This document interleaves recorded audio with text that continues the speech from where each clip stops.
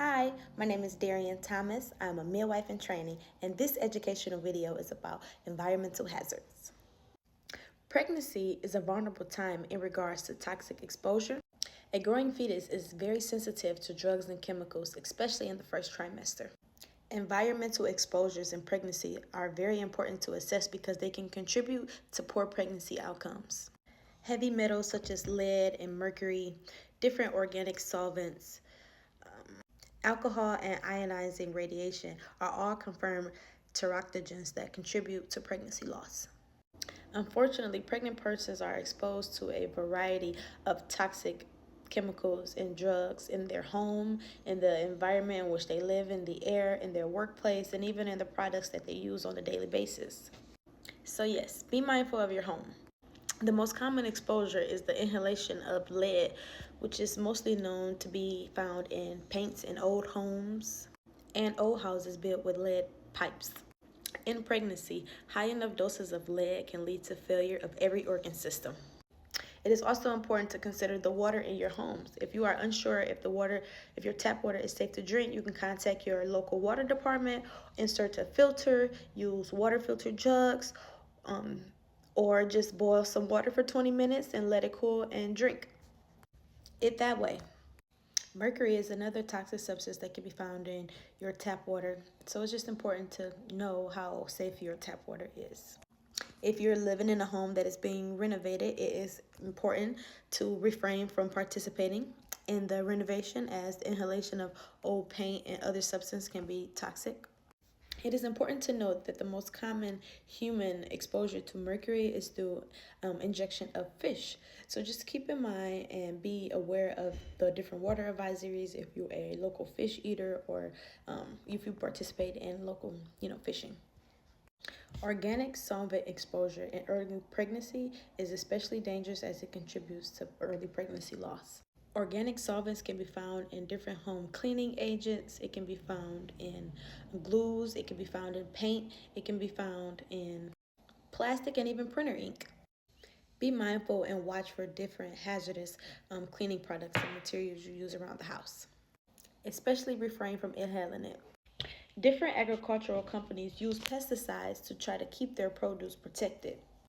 Consuming organic products is most safe, yet it is not always accessible. When you buy produce from the grocery stores, just remember to clean it off as best as you can. There is even some pesticide exposure in the community around you. When you go to local gardens and things, just try not to inhale the flowers as you normally would, because sometimes those different gardeners and farmers tend to spray their flowers and their herbs and plants and different things with pesticides just to make them last longer and to keep them looking good and not, dying from different insects and bugs and animals and things that try to go after it. The outdoors in general can pose harm to a vulnerable expectant person.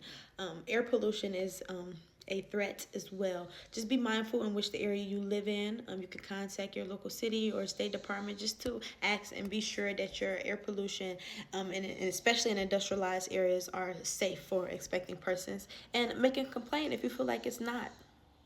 If you work at a plant or an industrialized environment in general, you have the right to ask your workplace officials for copies of the chemicals and the different substances you all use.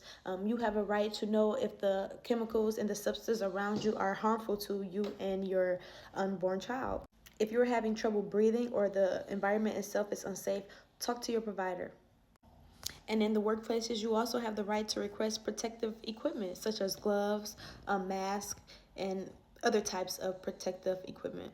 Again, the things in which you eat in your diet can be a source of exposure to toxins, the food in which you eat. Try to refrain from raw and uncooked foods. Avoid consuming contaminated or old food, especially meat. If you're in the grocery store and the meat doesn't look right, ask the employees, ask the staff about it. If you plan to eat cold, ready meat like deli meat, plan to cook it or at least warm it up. These ready-to-eat meats like deli meats have a harmful bacterium that is linked to illnesses in pregnant persons. You may have heard of it before. It's called Listeria. Always wash hands before and after handling food, especially raw meats. Wash your hands before and after dealing with the soil, especially if you're a gardener. Avoid cleaning the cat litter. If you cannot avoid that, use gloves, and mainly try not to inhale any products, any chemicals, in any unknown substances that you are unsure if it can be harmful. Avoid traveling to areas where they have these mosquito bite epidemics.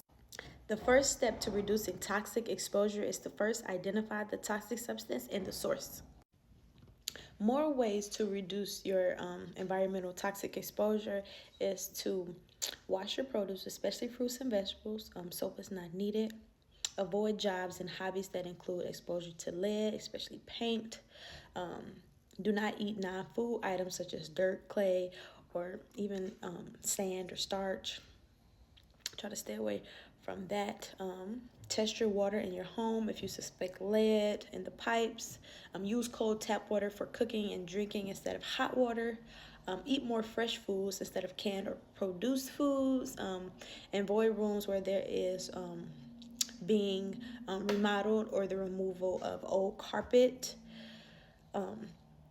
Be mindful of the fish consumption, the fish you consume, and the source in which you get it from. And try to choose more organic fruits and vegetables. Yeah, those are some of the basics. Be mindful of the different food and skin products that you may purchase that come from overseas, and different food additives.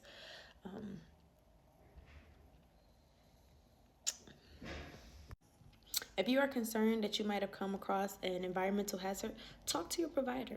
And also be mindful again of your home, things like lead in your home, things like carbon monoxide poisoning, the different products you use, cat litter boxes, the food in which you eat, outside your home, in your workplace. Think about the environment, the substances you breathe in, air pollution. Also, think about hobbies and activities that you may be involved in. If you're a gardener, using gloves in the soil.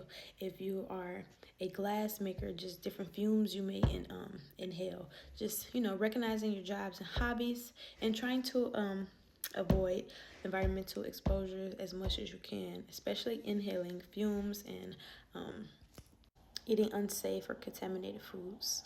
I hope this video was very helpful. Thank you for watching.